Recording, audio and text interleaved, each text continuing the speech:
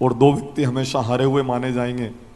एक तो कन्या देने वाला, कन्यादान करता है, उस दिन अपने आप को हारा हुआ महसूस करता है, और एक कर्जदार व्यक्ति, वो भी हमेशा अपने को हारा हुआ महसूस करता है। जिसके कर्जा होना, जिसने कर्ज दे रखा है, उससे बात करेगा तो नीची नजर करके बात करना पड़ेगी, क्योंकि कर्ज ले रखा है ना। उत्तर पूर्व में अगर शौचालय है तो ये परेशानी आ रही होगी। अगर आपके मकान बनाते समय ध्यान नहीं रहा और मकान के आगे से रास्ता प्रारंभ हो रहा है, गली का अंतिम मकान आपका मकान है, घर के आगे टी बनी हुई है, उस घर में रहने वालों की बदनामी होने की संभावना है। चारित्रिक बदनामी हो सकती है, आर्थिक बदनामी हो सकती है।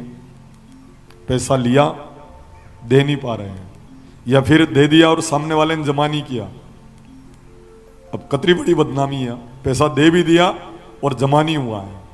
या फिर राजनीतिक बदनामी, फार्म भरा और उठा लिया, लोग कहेंगे पैसा लेकर उठा लिया इसने। यह बदनामी वही सके आपकी, अगर आपके घर के आगे से रास्ता प्रारंभ हो रहा है, रिश्ता होकर टूट सकता है, यह सामाजिक बदनामी है। तो जिनके घर के आगे से रास्ता प्रारंभ हो रहा हो, उस घर में रहने वाले लोगों की बदनामी होने की संभावना है। इसके लिए क्या करें, उपाय आपको बता रहा हूं मैं। 20 रुपए में इसका उपाय हो सकता है। वो जो पांव के चिन्ह आते हैं, पद चिन्ह, स्टिकर आते हैं, चिपकाने के पांव आते हैं, के चिन्ह आते हैं, उन चरण चिन्हों को घर के अंदर आते हुए आप अपने मकान के अंदर लगा देवें तो इस दोष से 90% आपको शांति प्राप्त हो जाया करेगी। कतरी बड़ी बदनामी होने की संभावना हो, और बदनामी मृत्यु के बराबर है। बदनामी बड़ी कष्टदायक होती है। अब कीर्ति मरण के समान, ऐसा गीता जी में लिखा है। तो अगर आपके घर के आगे से रास्ता प्रारंभ हो रहा हो, गली का अंतिम मकान आपका मकान हो, तो इस तरह की बदनामी अगर हो रही हो, चारित्रिक, आर्थिक, सामाजिक या राजनीतिक बदनामी हो रही हो, तो पांव के चिन्ह घर के अंदर आते हुए लगा दें। इस दोष से आपको शांति प्राप्त हो जाएगी। साथ ही मकान बनाते समय अगर दक्षिण पश्चिम में खड्डा रह गया है, अगर इस कोने में खड्डा है, तो वहां पर पुरुष लोग बहुत परेशान रहते हैं। एक्सीडेंट हो जाना, बड़ी गंभीर बीमारी हो जाना पुरुषों में होता है। कब? जब इस कोने में खड्डा हो, पुरुष की अकाल मृत्यु हो जाना। जिन जिन घरों में पुरुषों की अकाल मृत्यु हुई हो, दक्षिण पश्चिम में सेप्टिक टैंक होगा, वाटर टैंक, पानी का टैंक होगा, या पूरे घर का ढलान इस कोने में हो, तब ये परेशानी आती है। अगर दक्षिण पश्चिम में खड्डा है तो वहां पर पुरुष परेशान रहते हैं। इसके लिए क्या करें? अगर पानी का टैंक बन गया है तो आप एक काम करें कि इस कोने में हनुमान जी की ध्वजा लगा दे। हनुमान जी के हाथ में पर्वत है तो ये कोना भारी हो जाएगा और इस दोष से आपको शांति प्राप्त हो जाएगी। जिन्होंने बेसमेंट बना लिया हो, तल घर बनाया हो, वो तल में चले गए होंगे।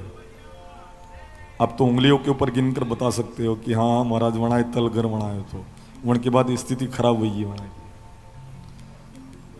अब बार आपके दिमाग में आई जाए, मैं कह रहा हूं ना, आपके दिमाग में आ भी गई होगी बात। जिन जिन लोगों ने बेसमेंट बनाया है, तल घर बनाया है, वो तल में चले गए होंगे। अब तल घर बन गया हो, बूढ़ दे, नहीं बूढ़ पा रहे हैं, दक्षिण पश्चिम में एक ओटला बना दें, उसके ऊपर पिरामिड स्थापित कर दें। इस दोष से आपको शांति प्राप्त हो जाएगी।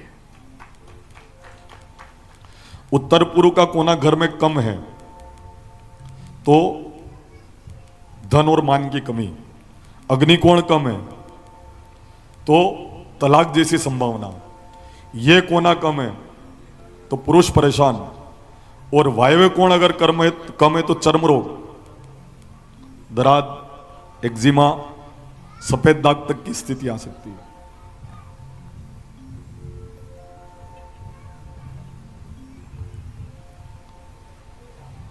उत्तर और पूर्व का, ये अपने पश्चिम उत्तर का कोना अगर कम है, वायव्य कोण अगर कम है ना, तो वहां पर चर्म रोग, दराद, एक्जिमा आदि, सफेद दाग आदि स्थिति आ सकती है। जिन जिन के भी चर्म रोग इलाज कराओ ठीक हो जाए, फिर दराद हो जाए। अगर ये समस्या है तो ये कोना कम है। अगर कोई कोना घर में कम है तो आप पिरामिड लगाकर तांबे का तार बांधकर उसको आयात या वर्ग बनाकर फिर भूखंड का आप निर्माण करें तो आपको निश्चित सुख और शांति की अनुभूति होगी। उत्तर पूर्व में अगर सीढ़ी बन गई है घर में, सुन लेना, उत्तर पूर्व में अगर सीढ़ी बन गई है, वहां पर बच्चे खूब याद करेंगे पर परीक्षा हॉल में जाकर प्रश्नों के उत्तर भूल जाते हैं। इसलिए बच्चों का प्रदर्शन परीक्षा में ठीक नहीं रहता है। जिन जिन के उत्तर पूर्व में सीढ़ी बनी हुई हो उनके बच्चे पढ़ाई में कमजोर रहते हैं। यहां याद कर लेंगे, पूछोगे सब सुना देंगे पर नंबर कम आ ही रहे हैं। क्यों? क्योंकि उत्तर पूर्व में सीढ़ी बनी हुई है। इसके लिए क्या करें, एक कांच नैऋत्य कोण में लगा दें, उस सीढ़ी का प्रतिबिंब उस कांच में दिखे तो इस दोष से आपको शांति प्राप्त हो जाएगी। अगर आपके मकान का मुख दक्षिण में है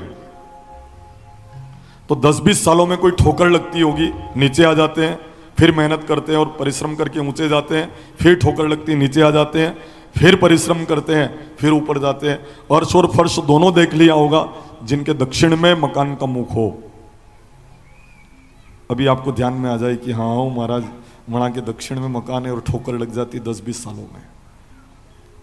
उपाय बता रहे हैं हम कि रहने दें, चलो रहने देते हैं, टेम वही है, छुट्टी ले लेते हैं, है ना, बताना पड़ेगा।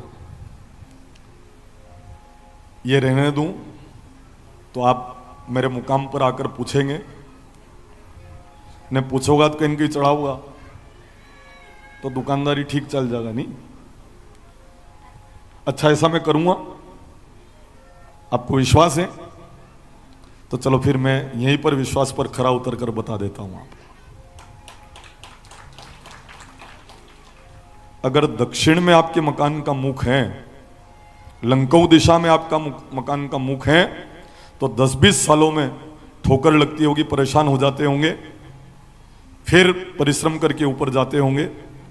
अगर ऐसा है तो अपने गांव के हनुमान जी की तस्वीर खिंचवाकर, अब तस्वीर लगाकर फोटो की तस्वीर बनवावें और अपने घर के मुख्य द्वार के ऊपर उस तस्वीर को लगाकर हनुमान जी के चरण का, बाएं चरण का सिंदूर आप लगा दे, 110% आपके दक्षिण द्वार के वास्तु दोष का समाधान हो जाएगा।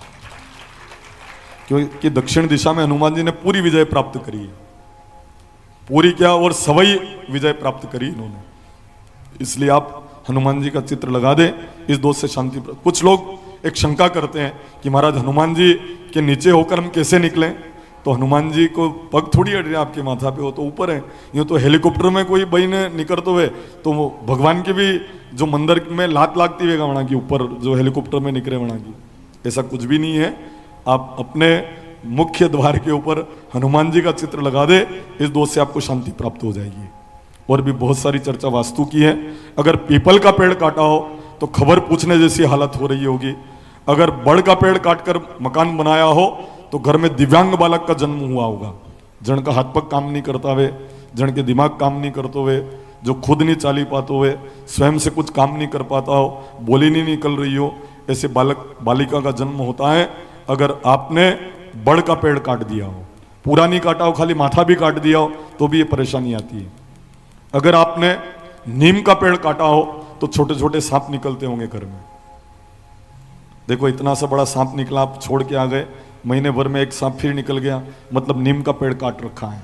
क्योंकि देवनारायण भगवान, शेष नारायण भगवान का प्रतिनिधित्व नीम करता है, सूर्य भगवान का प्रतिनिधित्व भी नीम करता है। अब नीम काट दिया तो सूर्य भगवान भी नाराज हो गए।